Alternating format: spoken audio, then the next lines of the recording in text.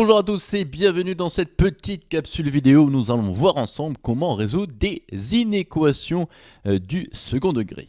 Alors, comme vous pouvez le constater dans le titre de la vidéo, eh bien nous allons voir ensemble la troisième méthode qu'il existe concernant ces équations et inéquations du second degré.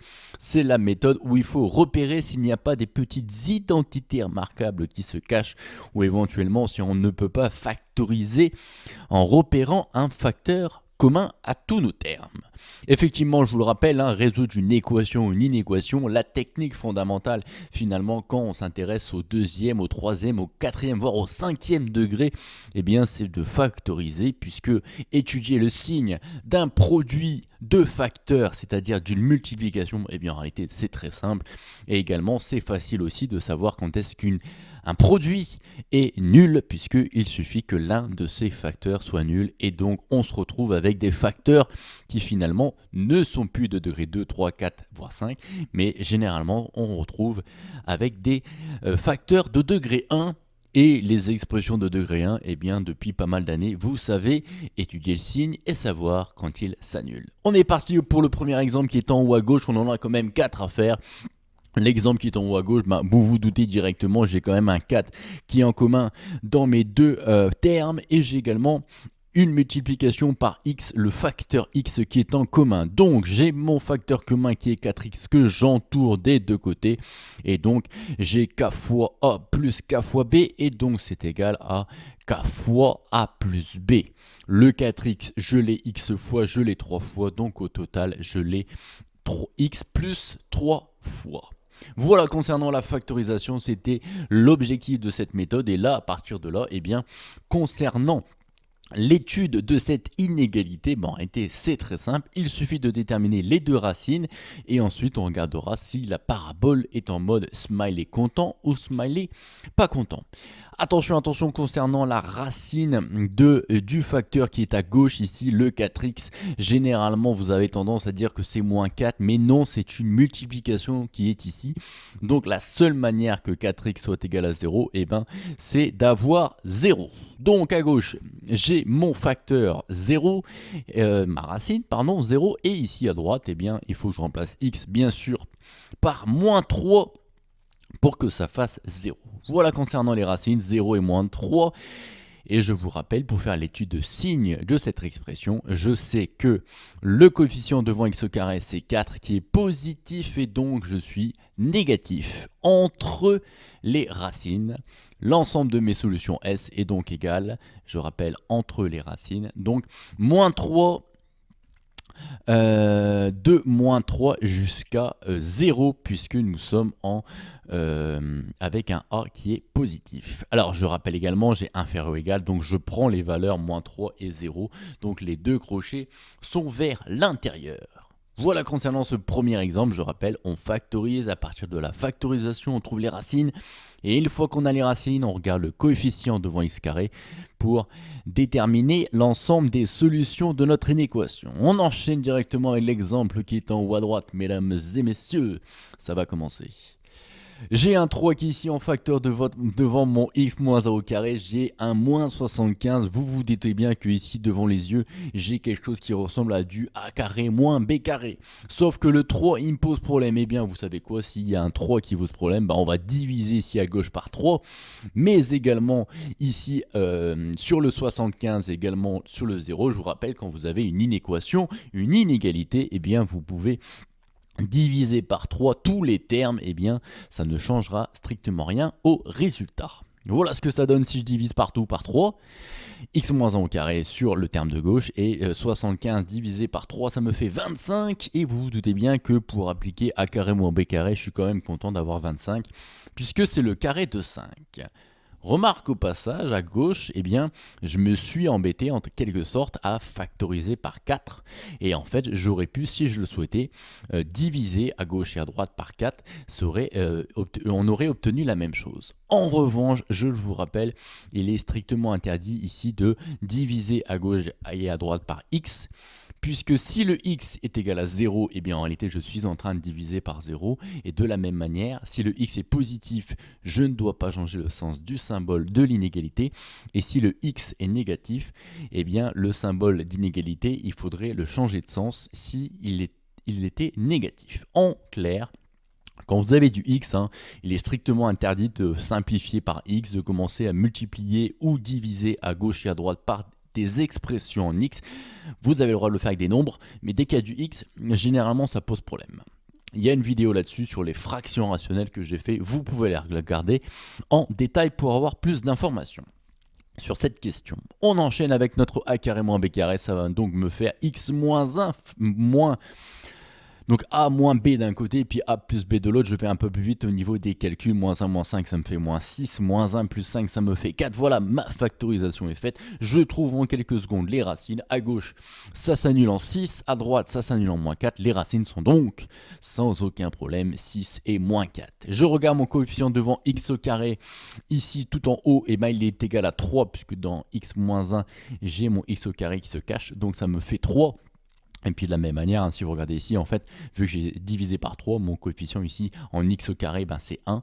Et donc il est positif, et donc s'il est positif, ça veut dire que nous sommes positifs en dehors des racines, et donc on sera positif avant moins 4 et après 6. L'inégalité est stricte, et donc il faut mettre les crochets vers l'extérieur. Voilà pour l'ensemble des solutions de notre deuxième inéquation. Sans plus tarder, je vous propose de passer à la troisième. Concernant la troisième, eh bien, clairement, devant vos yeux, il y a plein de signes moins. Honnêtement, j'ai horreur des signes moins, puisque généralement, ça pose problème au niveau des calculs. Donc, je vous propose de multiplier par moins 1 partout, afin d'enlever tous ces signes moins qui nous posent problème. Eh bien, allons-y. Et là, mesdames et messieurs, erreur classique de la part des élèves, si vous vous amusez à multiplier par moins 1 partout, vous avez le droit de le faire, mais attention, nous sommes dans une inégalité, et donc le inférieur strict va se transformer en supérieur strict. Je vous rappelle, moins 1 est négatif, mais 3 est positif. Donc quand je multiplie par moins 1, eh ben, d'un côté, on est passé de inférieur à 0 à supérieur à 0 au niveau du symbole de l'inégalité.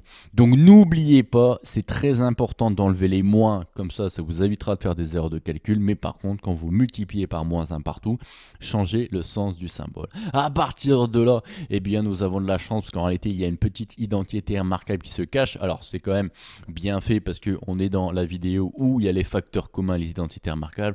Donc, bien sûr, j'ai fait en sorte que ça fonctionne. Le 9 qui est à droite, eh bien, c'est mon 3 au carré. Le 4x, attention, ce n'est pas 4x au carré parce que le carré agit que sur le x.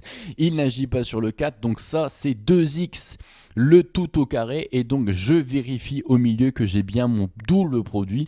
J'ai même entouré en rouge et en vert pour que vous vous en rendiez compte. J'ai bien mon 2 fois 2x fois 3, puisque 2 fois 2 ça fait 4 et fois 3 ça fait bien 12. Je suis content, j'ai donc 2x plus 3 le tout au carré qui doit être strictement supérieur à 0. En l'occurrence ici, eh bien, un carré toujours positif, donc on est content parce que c'est supérieur à 0, mais attention, il est strict, donc ça veut dire je ne veux pas prendre le cas d'égalité. Donc cette inégalité quasiment tout le temps vrai, sauf quand c'est égal à 0. Donc ça doit être différent de 0 au niveau de ce qui est à l'intérieur, parce que je rappelle, si c'est égal à 0, eh ben, il y a un problème au niveau du strict qui est présent ici. 2x plus 3 est différent de 0. Le plus 3, j'envoie de l'autre côté, ça fait moins 3. Je divise par 2, j'obtiens x qui doit être différent par moins 1,5. Et concernant l'ensemble des solutions, on a tendance à écrire R privé de moins 1,5. Alors le moins, on peut l'utiliser comme symbole. Éventuellement, vous avez le droit d'écrire aussi un backslash qui veut dire privé 2 au niveau des ensembles. Et si vous voulez la notation avec des intervalles, pour dire R privé de moins 1,5, bah vous faites moins l'infini jusque moins 1,5. Vous reprenez à moins 1,5 toujours avec des crochets extérieurs et vous allez jusqu'à plus l'infini. Et entre deux, vous avez mis une union puisque l'union fait la force.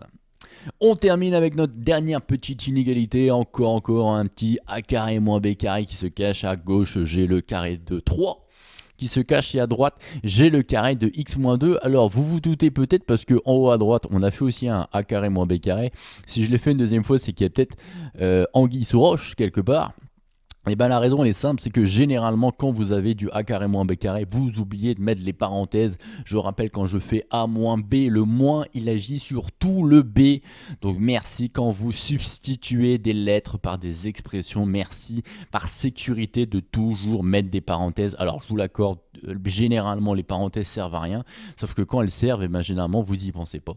Donc ici quand j'ai fait a moins b, facteur de a plus b, par sécurité j'ai mis toutes mes expressions entre parenthèses, et bien sûr les parenthèses autour du 3 là et là servent strictement à rien. Les parenthèses autour de ce x-2 ici ne servent à rien parce que c'est un plus qui agit sur la parenthèse. En revanche, le moins x-2 ici clairement est fortement utile. Concernant l'expression qui est ici à gauche, j'ai moins x au niveau des x, et si je regarde la constante, moins par moins ça fait plus, j'ai donc un plus 2. Avec un 3, ça me fait donc 5 moins x pour l'expression, pour le facteur de gauche. Concernant le facteur de droite, j'ai 3 plus moins 2, donc 1.